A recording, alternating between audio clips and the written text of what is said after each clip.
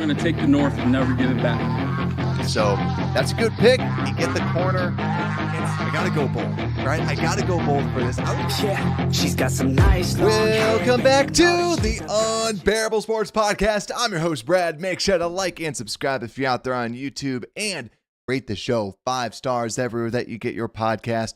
What's going on, everybody?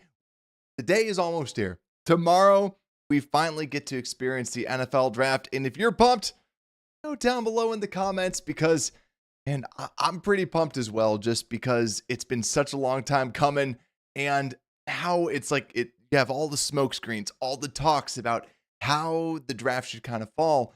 And now we get to see what ends up happening. Also, if you're out there on YouTube, I also want to know, who do you want the Bears to draft at that number 10 spot? So today, it's all about the NFL draft. I have my own predictions for the top 10, but then we're going to talk a little bit more and just kind of analyze what is going to happen, because I have a big prediction, a bold prediction that I actually made last week, but I talked about it a little bit on the show, but it's something that I really strongly believe is going to be happening for the Chicago Bears with Ryan Poles. And then also we'll talk a little bit about different situations that could play out and talk about some of the prospects that the Bears might actually be interested in, not just the people that I have in the general mock to them. So let's get this show on the road and let's get right into it. The draft guide also is out. You can download it down below in the description, absolutely free. So download it. All the top prospects are out there. It's over 150 different profiles. You can just have it down on your phone. And also, before we get started, just want to say rest in peace to Mongo. The news just broke. So Mongo, just an absolute character of a player and one of the all-time greats. It's just, for me, I'm just happy that he was able to get into the Hall of Fame while he was still alive. And like all the people that was around him, they were saying that even though that he can't necessarily move the way he did, he was still someone that understood that he was getting into the Hall of Fame. And to me, that's great. It was a long time coming. He should have been in there a lot earlier, but I'm glad that he was alive for it to actually see it. Rest in peace, Mongo. Just one of the all-time great characters and also great football players for the Chicago Bears. So now let's get into the mock drafts and let's start talking about what might end up happening with the Bears. So the first thing that I want to talk about is my no trade mock draft. So you always hear this. Whenever I do a mock draft, I always say there can't be any. I always like to try to do it without any trades. But then after this, we will talk about the potential trades that will go in. So this is the way I see it just so far if there was absolutely no trades. First off, top 4. It's going chalk, right? You're going Cam Ward, Tennessee Titans, Cleveland Browns are going to get Travis Hunter, Giants going Abdul Carter, even though I think it was Josina Anderson just said maybe the Giants go Shedeur at 3. I just can't see it happening. I do think that the whole Shedeur looking into that is more in the second round than anything else. So I do not buy the hype at all with Shedeur going number 3. Also, bear down, Florida Bears fan. Bear down, Joe, and bear down, Taco Man. So let's go a little bit into this. Let's then talk about the New England Patriots. Now, I know that I talked about this where a lot of people were discussing that the Patriots, or like the whole consensus on Will Campbell about the type of player or his actual playability and stuff like that. Here's the thing. The thing that I keep hearing is that the New England Patriots love the person that Will Campbell actually is. And that's what most people love about Will Campbell anyway. Seems like a Mike Vrabel guy. You can kind of put that in pen. Will Campbell going to the Patriots number 4. Now, this is where it gets interesting. And I'll talk a little bit more about this, but I think that there's 2 candidates for the pick for the Jaguars.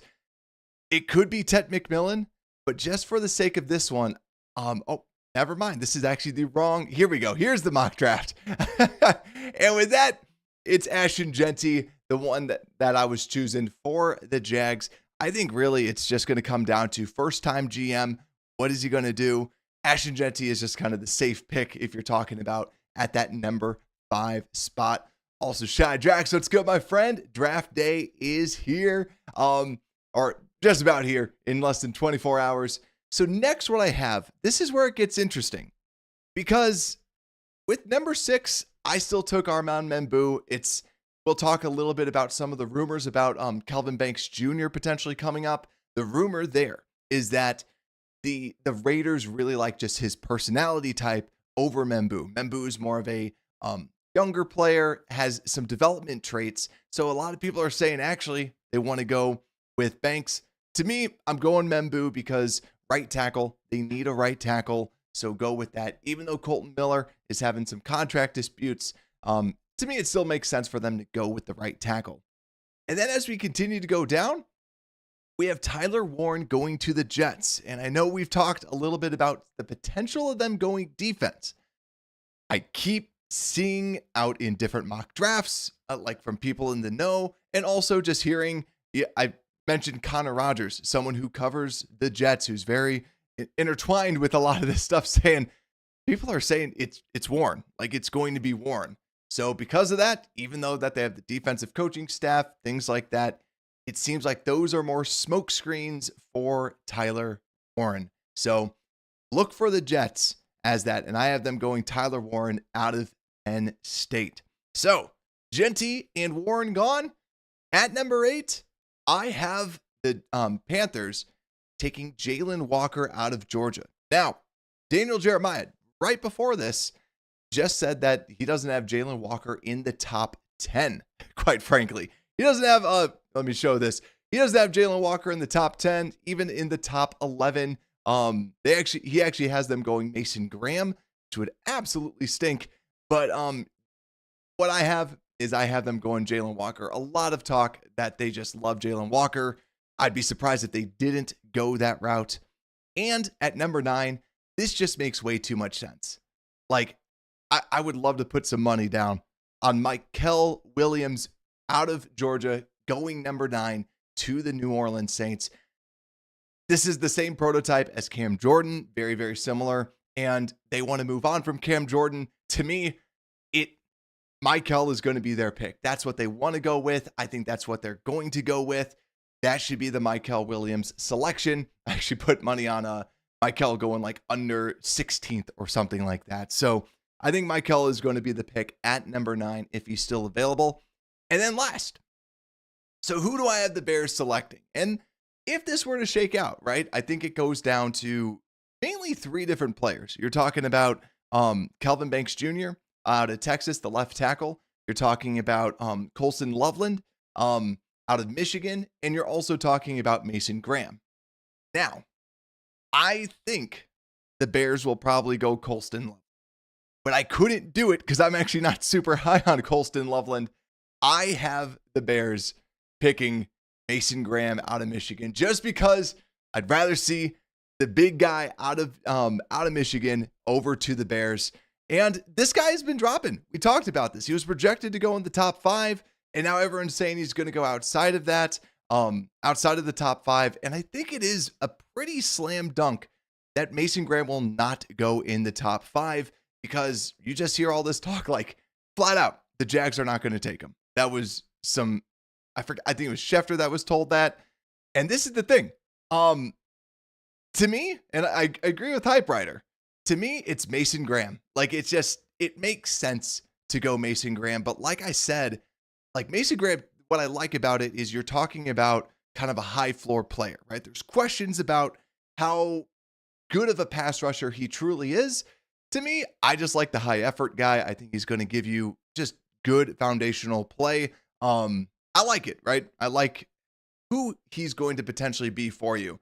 And now I just have to find my other guy real quick, Colston Loveland. The reason why I'm just not a big fan, or not saying he's a terrible player or anything like that, it's just when you talk about a top tight end that's out there. You talk about the first round tight ends that typically don't hit. It's the Kyle Pittses. It's the Noah Fants. It's the players, the tight ends that aren't necessarily your true inline tight ends, like a TJ Hawkinson, like a Brock Bowers. Brock Bowers, yes, he plays a lot in the slot, but you could still play him at inline tight end. Colston Loveland, you really can't do that as much. So I think that the Bears might really, really like what they can do with Loveland. So if the Bears do draft Loveland, I'm more so leaning on what Ben Johnson can do with him, because he is more of that he is a big time movable chess piece, because of, like, I still don't buy that he's 248 pounds because he just runs that fast. So that's my take on Loveland. I like him, but no pun intended, I don't love him. So now, let's see. And Florida Bears fan agree. Like, yeah, that's my top 10 mock draft. I'm not going to go with the second rounders, third rounders. I'll be doing that tomorrow, just so that we can start talking about how that board actually shapes up. Because for this, you should be taking best player available. We know that there's running backs down there. We know there's defensive ends down there at round 2. So let's keep on going with this. So let's talk a little bit about the trade up chatter and talk about what might be going on with this. Because Shy Drax, you're making a perfect segue into the point that I want to talk about. Because I'm bringing up, for those that are listening, I'm bringing up the same board that I did last time, where I kind of just had who are kind of the decision chart. Where do we think people are going to be going, right? The top 4, Cam Ward, Travis Hunter, Abdul Carter, Will Campbell. You can pretty much solidify that, right? That seems to be the thing that ends up happening. But the other part that we need to talk about is the potential of this trade up chatter. So what do I mean by that? Peter Schrager yesterday, and he doubled down on it, said that there's teams that are trying to trade up to number 2 and number 3. And there's more talks about people potentially trading up into that number 5 spot, that Jacksonville Jaguars spot. And some of the teams that are out there, let me just actually pull up my phone real quick, because I was jotting this down.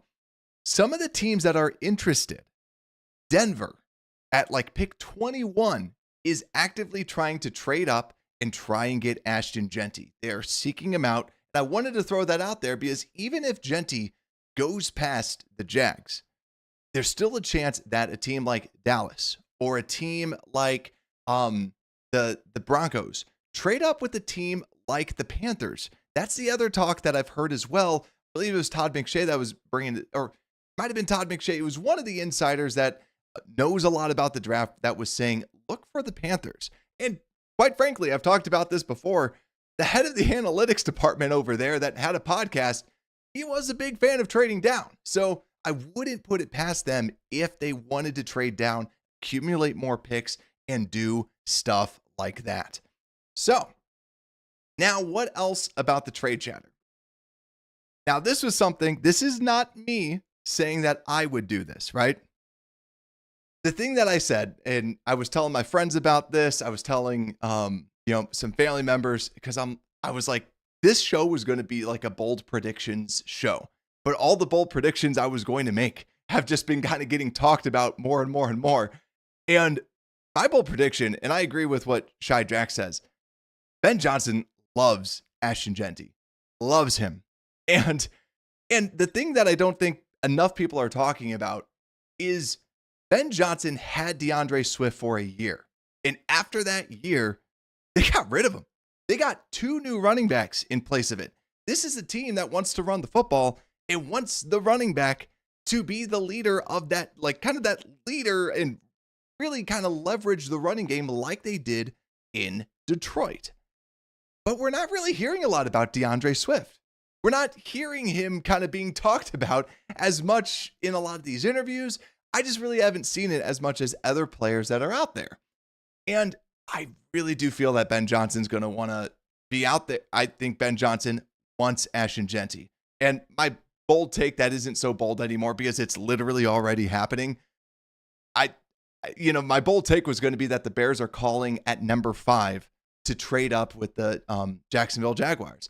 And I think 100% they are trying to, and actually there's already reports out there that the Bears are trying to trade up to number 5. And I think it also just shows what exactly is going on. Is at that number 5 spot, this is what we're starting to see. Because also, fair trade value would be the Bears trading the 10th pick and one of their second round picks to the Jags to trade up. And here's the thing. When you look at this, I think what's going on right now, and this is, I think what's going on right now, there's a lot of talk that they like Tet McMillan, that Liam Cohen likes Tet McMillan. Why? Because Tet McMillan is a clone of Mike Evans. And if you think about how they had their offense, you have like a Brian Thomas Jr., and now you need your Mike Evans, right? They had Chris Godwin. Now you need your Mike Evans. Tet McMillan could be that guy for him. And if I'm the GM of the Jags, right? A couple days ago, all of a sudden, all the talks about Mason Graham going there went out the window. And everyone's like, oh yeah, they like Tet. And then all of a sudden they're like, no. We love Ashton Genty. We love Ashton Genty. We want Ashton Genty. Does anyone want to trade with us? So this is the most interesting spot because it could be a total play by the Jags to say, I want somebody to trade up with me because we love Ashton Genty. Bears, do you want to trade up for Ashton Genty? You can come up. And the Bears are like, dude, we want him and we need him for our offense. And that's why I think that this could be a beautifully crafted thing with the Jags, or they just literally say, you know what, we're just going to take Ashton Genty. Because if they truly do want Tet, it makes so much sense for them to trade with the Bears, go to number 10, because then you get the wide receiver your head coach wants, or Liam Cohen wants. You get that, you end up getting that wide receiver. And I think the Bears want to trade up to get that running back. I think that's what's going to happen. Yet again, not saying I would do it or anything like that. Fan me would, the fan in me, because fan me wants to see Ashton Genty, because I want to see him, right? And if you say you don't want to see Ashton Genty in a Bears uniform, you're lying to yourself, right? The fan side of you wants to see that so bad. But really, Poles could do it. And I think that what we saw last year with Rome Odunze, he wanted to trade up for Rome, and as we all know, Ian Cunningham was kind of the guy like, wait there, hold up. But I didn't feel like Rome had this much hype to go this high with all this. So that's the big piece that I think is going to be. So don't be surprised. I think that this could be, actually, you can be surprised with it, because I do think that it's something that, right, Brian Poles has shown arrogance. He has drafted a punter. And that's why I don't think it's far off that this could be something that ends up happening. But also, look to see if it is a giant bluff. If no one trades up, do they end up just going Tet McMillan? That's the other piece too. So I wanted to bring that up. And then also Hype Rider saying, what do you think that costs? Yeah, I do think it's going to be a first, like the 10th round, the 10th pick, and then also that second round pick. And that's why when you really think about it, if you had the Jags pick and your coach wanted Tet McMillan, I'd be doing the same thing. I'd be like, dude, we love Ashton Genty, even though we have Tank Bigsby and Etienne as our running backs, right? Even though we have two good running backs, we're going to go Tet McMillan, we're going to go Ashton Genty because we're going to have three running backs in, now. So that's why I think that he's trying to just bring it all up and do something along those lines. So let's see. Talker Man saying wanted Barkley, not Swift. And then this is the other thing too. I like what Romy had to say. Except the Cowboys trade up to 8 and take Tet. That is true. They could definitely trade up to 8. And I think a lot of people are sleeping on the Cowboys because the Cowboys could trade at that 8 spot, get Tet, get Ashton, get one of those players for sure. And yeah, then also Hype Rider saying, I think it would be very poetic for Ryan Poles to have heard that Tom Brady was considering coming to Chicago as QB. And then he just says this year, nope, we're taking Ben and Ashton from you. That would be awesome. And then Shy Drax saying, I think Ben Johnson's no more than us. And most, yeah, I do agree. And I think the reason why they want a running back, and I want to talk about this because I'm someone that has been anti-running back. Like I hated the Swift signing. I didn't want them to re-sign Monty. And the biggest thing with running backs, I think the world does this whole correction thing where like we go too far to one side. The whole running backs don't matter really means like if it really means like the whole, you can't just add a running back and then magically they get yards, right?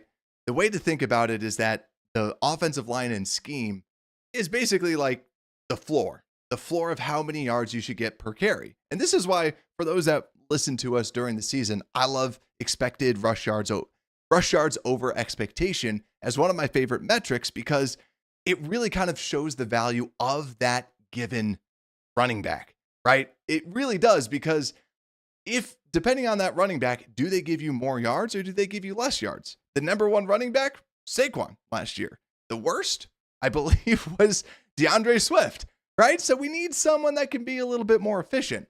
And that's where the running back comes in as kind of that ceiling. And the more that I was looking at this, I actually, grabbed some more stats with this too, where technically 38% of carries actually don't go over expectation, which is kind of a fun little stat, because a lot of the carries that go over expected are kind of big runs. So the whole piece of this is saying, hey, if you want to get a running back, try to get somebody that's more so like a big time playmaker that gets you these big runs, because that gives you basically more value. And that's exactly what Ashton Jeanty does. So that's the thing that I think they're probably wanting to go for, and also get somebody that just works out there. But man, fan me really wants this. Like, I have a text chain going on, and I was watching some Ashton Jeanty highlight film, and I'm like, oh my, highlight reels. And I'm just like, it'd be fun. It'd be fun, right? You don't win Super Bowls every year, but if you get to watch an absolute game wrecker at running back, like, give me some of that. But let's keep on going and talking about what might happen. So that Jags pick is going to be the big question mark. I would love to see them go Ted McMillan. And I'm not ruling that out either, just with them going wide receiver, because I think that they could benefit more. I think the head coach would rather have that. And that's why I think the Ashton Jeanty thing might be more of a ploy, if anything. And that's where it might be Ryan Poles and him, like, trying to call his bluff, right? He's trying to their GM is trying to keep their poker face and other pieces like that. But let's keep on going at number 6. So like I was saying before, Raiders, some potential pieces that might happen with the Raiders: Armand Membou and Kelvin Banks. Now people are really saying that Kelvin Banks is what the Raiders want, just because of the maturity level. Someone who, 3-year starter at Texas, very similar to kind of how Will Campbell is. But rather than being like a firecracker like Will Campbell definitely beats Kelvin Banks out from the personality perspective. No offense, Kelvin Banks. But Kelvin Banks is a very seasoned player compared to Armand Membou. Not saying Membou is a project, but a lot of people, a lot of reports, Daniel Jeremiah just said Kelvin Banks does seem to be, all of a sudden today, one of the favorites to go to the Raiders. But, right, as Taco Man said, this is where it's smokescreen season. And Kelvin Banks isn't terrible. I know that, like, the fan base is so split. The Bears fans are super, super split on Kelvin Banks. But that's why I had them going Armand Membou. I thought it was just kind of safer. But now going to 7, when we talk about the potential, like who might be there, what might happen, the Jets.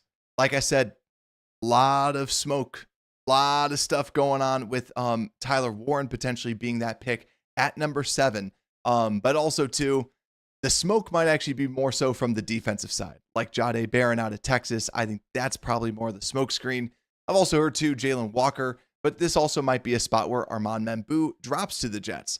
Because yeah, it might be cool to get like a Tyler Warren or something like that, but realistically, they do not have a right tackle, and it's, then it makes sense for them to go after Armand Membou. So that's where Membou might actually be that pick at number 7, rather than going with Tyler Warren. So if we're looking at spots where we really got to focus in on the key spots here, number 5 with the Jags, number 7 with the Jets.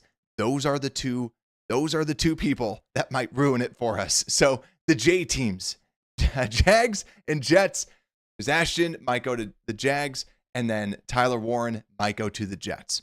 But now as we keep on going on, we now have the Panthers with Jalen Walker, Mykel Williams. And now I guess a new player has entered the chat with potential for Mason Graham. Them just trying to go best player available.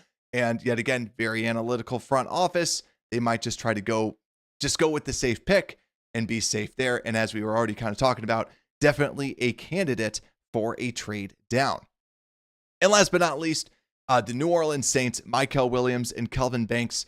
If I really do think it's going to be, if Mykel Williams is still there, they're going to just sprint up, get him. Otherwise, I think Kelvin Banks is going to be their backup option because they could use an offensive lineman. It just, the fit of Mykel Williams is just too perfect for them. And actually, this is truly last but not least, the Bears. We've already kind of talked a little bit about some of those options, right? I think if it's Ashton Genty or Tyler Warren, they're sprinting up to the podium. But there's a good chance that Mason Graham, Kelvin Banks, or Colston Loveland are kind of the three options that they start talking about.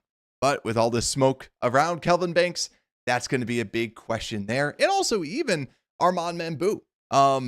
I can't see Membou going out of the top 10, but also Ryan Poles did say that he thinks that that Darnell Wright could potentially play left tackle. So if that's the case, yeah, draft Armand Membou, move Wright over to left tackle. It still scares me a little bit that they would do something like that. But Armand Membou is an incredible offensive lineman that I would really like to see the Bears go and get. So that's some of the trade up chatter that's going on with this draft. But now, what about the trade backs? Because Peter Schrager had the Bears trading 4 spots back with the Colts. So they had the Colts trading up for Colston Loveland. And then what they ended up doing is the Bears walk away with Kelvin Banks Jr., the offensive tackle from the Texas Longhorns, which quite frankly, if that ends up happening, I don't mind at all. And that trade back, they would also get a 3rd round pick in return. But I wanted to bring this up because the only other thing about this, because I know we're always like trade back, right? Do something like that. The thing that gets me nervous is if we talk about a trade back, the potential players that are out there, because we were just talking about who might be there, who might not be there. And I think if they are going to trade back, it's going to be to 2 different spots. I think it's going to be all about offensive line or tight end because Colston Loveland has a lot of love out there. Yet again, no pun intended, that it would probably be the Colts or even the Colts would probably want to trade up, or even I've heard that the Broncos might even want to trade up as well to just try and get some playmakers for the Sean Payton offense. But it really does feel like it would be the Colts, if anything, like Peter Schrager ended up predicting. Then the other piece too is just, I'd say offensive line, because after the kind of first group of offensive linemen, it really does drop down. And yes, the offensive tackle, Josh Simmons out of Ohio State is phenomenal. Probably the best offensive lineman in the class, but still banged up like we talked about. So if you trade down to 13, if you trade down to 14, to me, you just need to make sure that you have different options, right? Would you want to get like a Will Johnson, who all the talks are that he's actually starting to drop the cornerback out of Michigan? Are you fine with one of the offensive linemen like Kelvin Banks dropping to you and going after him? I do think his floor is number 13 for the Dolphins just because they need a left tackle. But the other spots to just think about as well is how far does a Mason Graham drop? Because if you trade back, who else would they go after? Who else is an acceptable draft pick? You know, do people feel comfortable with an Omarion Hampton, the running back out of North Carolina? Quite frankly, I don't necessarily love that, but if they were, that could be one of the options, one of the potential selections if they trade back. I love Mike Green. I would love the Bears to get Mike Green, but we know that the Bears historically, if you have any sort of question mark, you're off the board, right? You're gone. Even though Mike Green to me is the second best edge rusher right alongside Abdul Carter. He's just that freaking good. So that's my whole feeling with this, because if we trade back too far, we're going to get Shamar Stewart, and nobody wants that. No, nobody wants that. If it's that, we're going to try to talk ourselves into, but the potential, guys, but the potential. And Shadrax, yeah, Banks, he is a Texan, so you better love it. Yep, you know that I love it then. The only other thing that I want to talk about too, and let me see if I can just find him real quick. The other player I want to just discuss that is not in kind of that area is Walter Nolan. And the reason why I want to bring up Walter Nolan, someone I really like at the defensive tackle spot, reminds me of Devontae Wyatt, and he's also been flying up a lot of draft chatter recently that he could go all the way as high as the top 10. Now, this is another number 1 recruit in high school. You know how much Ryan Poles likes to take those guys. I just want to bring him up, not saying the Bears are definitely going to get him or anything like that, but if they were to trade back and he doesn't go in the top 10 like some people speculate, that's just someone to at least look out for. And yeah, I do need to get a cowboy hat just to kind of match Kelvin Banks for sure. So now let's just do some final thoughts. Just final thoughts overall with the draft and what might happen, because I agree with what Ryan Poles had to say. And this is also, I think I have it in the title of the show. I think that this is going to be pretty crazy, even though now we kind of feel like there's going to be consensus among the top 4 picks, right? There's still questions. There's still potential trades that are going to be happening. And also, like we talked about with Ashton Jeanty, fact is, Ashton Jeanty is incredibly talented and also a very incredible individual. You listen to any sort of interview that he does, he's got an amazing head on his shoulders. And I think he's going to be the person that a lot of people, that's going to cause the most chaos in this draft. So, like I said before, definitely watch out for him, to watch for the Bears to potentially try to trade up. Other kind of bold takes, I don't have too many others. The only other one is Josh Connerly Jr. I know a lot of people are saying you could get him in the second. He's going in the first. I would be shocked if he didn't go in the first, just because safe offensive lineman, people are going to want to go for that. Josh Simmons just posted that he's been significantly healthier, so maybe that brings him into the first round, but he's another person to watch out for to potentially drop as well. So we'll have you covered no matter what. I will not be going live just because I'm going to have some people over. We're going to be watching the draft. It's kind of a tradition. We'll like have some deep dish pizza and, just sit back, watch the draft, just enjoy it and just have so much fun. And no matter what, we'll have you covered, because after the draft, I'll be going live and then I'll be talking about the Bears picks, talking about also who we could potentially be targeting in day 2. And I agree with Shy Drax. Treating tomorrow like the Super Bowl. Everybody have an incredible draft day, however you choose to celebrate it, and just have fun with it. I think that's going to be the biggest piece. We'll have you covered. Download the draft guide. Love y'all. Unbearable Sports Podcast. We are out.